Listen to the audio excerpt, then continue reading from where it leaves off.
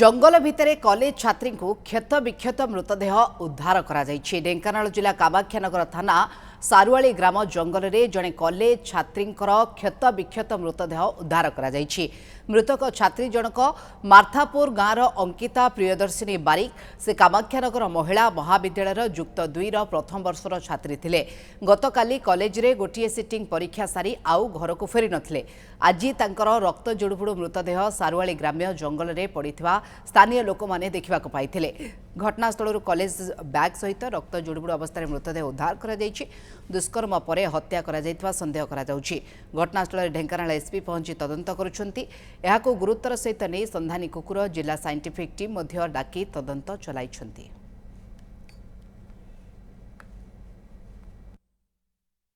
नहीं सकाल किसी आम ग्राम लोक जाते जंगल को जाते जंगल देखले झीर मृतदेह पड़ी समझ आम गला देखला झीर ब्लड सब लगी गोड़ हाथ लगी लगुच मर्डर कर